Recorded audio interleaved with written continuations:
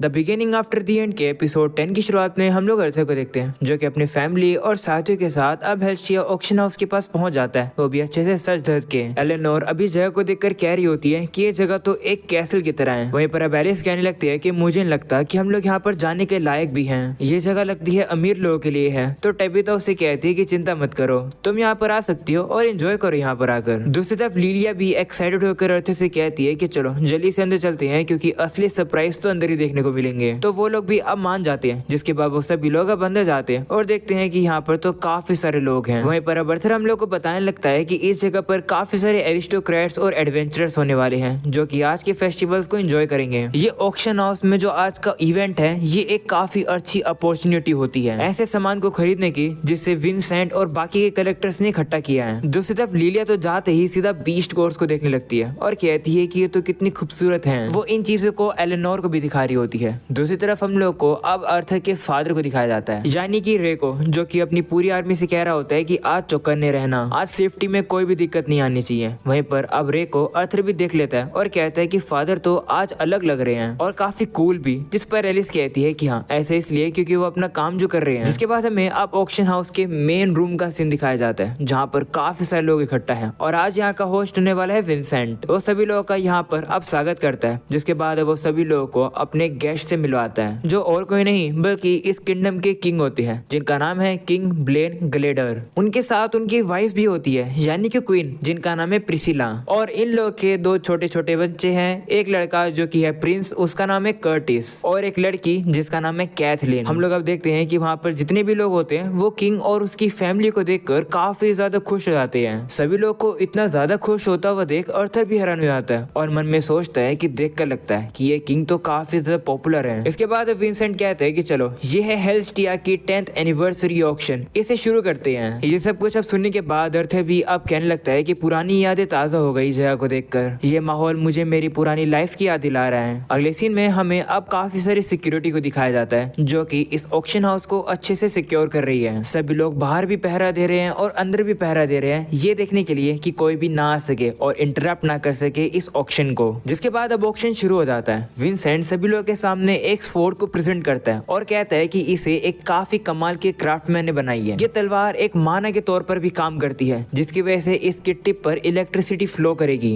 ये काफी ज्यादा शार्प भी है और इसके ऊपर एक ऐसा स्पेशल इफेक्ट लगा है जिससे कि दुश्मन तुम्हारा इमोबिलाइज हो जाएगा, यानी कि हिल नहीं पाएगा। हम लोग इसके ऑक्शन की शुरुआत 50 गोल्ड पीसेस से कर रहे हैं, तो बिड लगाना शुरू करो। जिसके बाद हम लोग अब देखते हैं कि ऑडियंस अब बिड लगाना शुरू करती है। वहीं पर अर्थर भी इस तलवार के बारे में चीजों को याद कर लेता है और कहता है कि इसका मतलब जो हाई क्वालिटी के वेपन्स होते हैं उनके ऊपर एलिमेंटल एनहेंसमेंट भी लगाई जा सकती है। इस चीज को मैं जरूर याद रखूंगा। इसके बाद अब अर्थर ऑक्शन की अलग अलग चीजों को देख ही रहा होता है, तब उसकी मॉम यानी कि एलिस उससे कहती है कि क्या तुम्हें यहाँ पर कोई ऐसी चीज दिख रही है जो कि तुम्हें अपने लिए खरीदनी है। तो अर्थर कहते हैं नहीं, वैसे भी हमारे पास इतने भी पैसे नहीं है इतनी महंगी चीजों को खरीदने के। जिस पर उसकी मॉम कहती है कि हाँ तुम सही कह रहे हो। इसके बाद अब अर्थर कहता है कि वैसे सिल्वी कहाँ पर गई। तो एलिस कहती है कि वो तो एलेनोर के पास थी पर अब तो वहाँ पर है ही नहीं। ये सुनकर अर्थर कहता है कि मैं जाकर सिल्वी को ढूंढ कर आता हूँ। इसके बाद हमें अब सिल्वी को ही दिखाया जाता है जो कि अब उस जगह से थोड़ी सी आगे आ चुकी है। वो अब वहाँ से जा ही रही होती है पर तभी अचानक से उसके सामने एक बंदा आ जाता है। अगले सीन में अब विंसेंट को दिखाया जाता है जो कि सभी लोग को अब बताता है कि अगली जो चीज है जिसके ऊपर बिट लगने वाली है वो है वर्ल्ड लायन का बच्चा। वो अब सभी को बताता है कि जो वर्ल्ड लायंस होते हैं वो बड़े होकर पावरफुल माना बीस्ट बनते हैं। यहाँ पर ये जो बच्चा है ये बड़ा होकर A क्लास का बीस्ट बन सकता है। ये सुनकर प्रिंस अब किंग से कहने लगता है कि मुझे इस बच्चे को खरीदना है। तो किंग भी अब उसकी बात मान जाते हैं। जिसके बाद अब उस बच्चे के ऊपर यानी कि उस लायन के बच्चे के ऊपर जो ऑक्शन है वो शुरू हो जाता है और अब सभी लोग अब बिड लगाना शुरू करते हैं। जो बिड होती है वो 450 गोल्ड पीसेस तक पहुंच जाती है। ये सुनते ही किंग अब कहते हैं कि मैं इस लायन के बच्चे के लिए 1000 गोल्ड पीसेस दूंगा। जो सुनने के बाद सभी लोग की बोलती बंद हो जाती है और कोई भी बिड लगाता ही नहीं है। इस वजह से ये जो वर्ल्ड लायन है वो अब किंग का हो जाता है। इसके बाद किंग और उसकी फैमिली अब वहाँ पर स्टेज पर आ जाती है। विंसेंट भी अब किंग से पूछता है कि वैसे आप अपने इस नए पेट का क्या करोगे। तो किंग कहता है कि इस पेट को एक पार्टनर के तौर पर यूज किया जाएगा और इसे कर्टिस संभालेगा। पर इस चीज पर भी डिपेंड करता है कि वो मेहनत करेगा या फिर नहीं इसे संभालने के लिए। वहीं कर्टिस यानी कि प्रिंस कहता है कि मैं अपना बेस्ट दूंगा इसका ख्याल रखने के लिए। दूसरी तरफ हम लोग को अब उसी बंदे को दिखाया जाता है जो कि सिल्वी के सामने बैठ जाता है और कहता है कि मुझे तुम्हें गौर से देखने दो। वहीं उसे देखकर सिल्वी काफी डर रही होती है, वो उसके पास से नहीं आ रही होती है। पर तभी तभी वहाँ पर सिल्वी को ढूंढता हुआ अर्थर आ जाता है।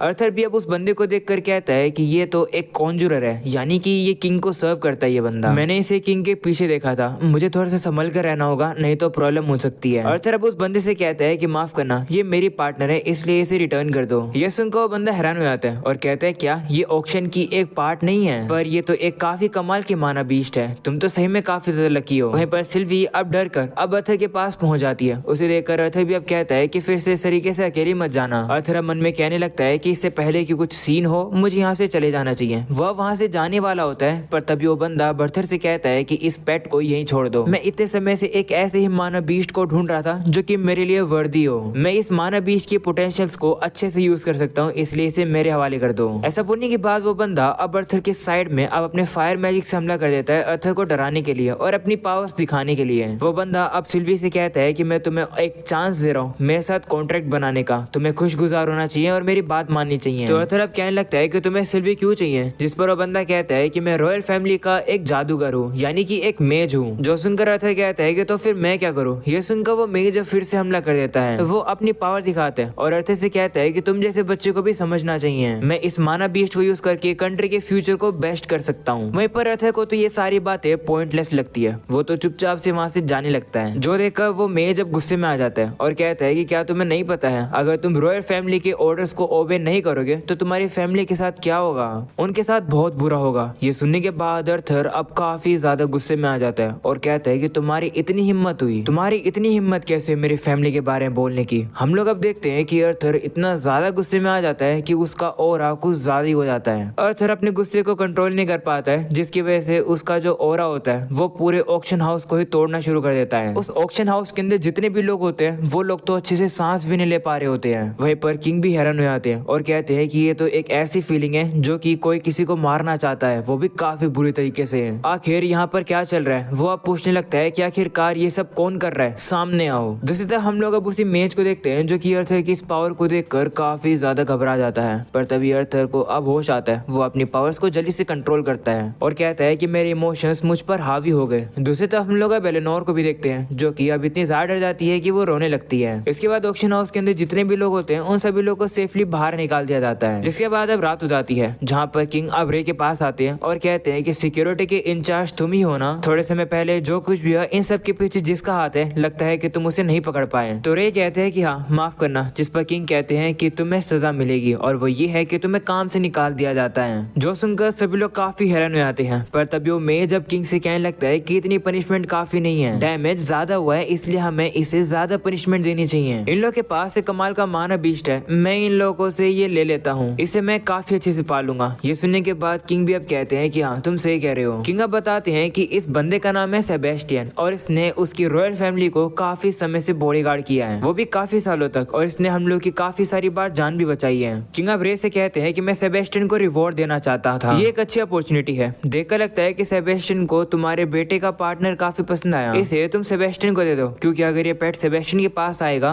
तो कोई भी ट्रबल नहीं होगी जैसे आज हुई है। ये सुनकर अर्थर कहता है कि ये तो हमें फंसाने की चाल करी जा रही है। अर्थर अब किंग को कुछ बोलने वाले ही होता है, पर तभी उसकी मदर उसे रोक लेती है। जिसके बाद रे भी अब किंग से कहते हैं कि मुझे माफ करना, पर मेरे बेटे का जो पार्टनर है उसके एडॉप्शन में मेरा कोई भी रोल नहीं है, वो पेट उसे खुद ही मिला है, इसलिए मैं उसे नहीं बोल सकता हूँ कि वो पेट तुम्हें दे दे। ये सुनकर किंग भी अब अर्थर से कहता है कि तुम क्या कहना चाहते हो। तो अर्थर भी अब किंग की तरफ देखने लगता है, जो देखकर कुछ सोल्जर्स अब अर्थर से कहते हैं कि तुम्हारे पेरेंट्स ने तुम्हें सिखाया नहीं है क्या कि किंग की नजरों में सीधा नहीं देखते हैं। ये सुनने के बाद अर्थर भी अपने आप को शांत करता है और कहता है कि मुझे अच्छे से बात करनी होगी। वो अब किंग से कहता है कि माफ करना, आपका ये ऑफर अच्छा है पर मैं नहीं मान सकता हूँ आपके इस ऑफर को, मैं आपको सिल्वी नहीं दे सकता हूँ क्योंकि उसकी कोई रिप्लेसमेंट नहीं है। तो किंग कहते हैं कि क्यों ना बदले में मैं तुम्हें मेरा वर्ल्ड लायन का बच्चा दे दूं, जो कि मैंने थोड़े समय पहले खरीदा है। तुम्हारा पेट सही में काफी ज्यादा रेयर है, पर जो पेट मैं तुम्हें देने वाला हूँ वो भी काफी कमाल का बनेगा आगे चलकर। जिस पर अर्थर कहता है कि मैंने साफ साफ बोल तो दिया, ना ही मैं सिल्वी को आपको दूंगा और ना ही उसका कोई रिप्लेसमेंट है। ये सुनकर किंग अब थोड़े से गुस्से में आने लगते हैं। वो अब उससे कहते हैं कि मैंने तुमसे 2 बार पूछ लिया है, मैं तुमसे आखिरी बार पूछ रहा हूँ, क्या तुम अपने पार्टनर को मुझे दोगे या फिर नहीं।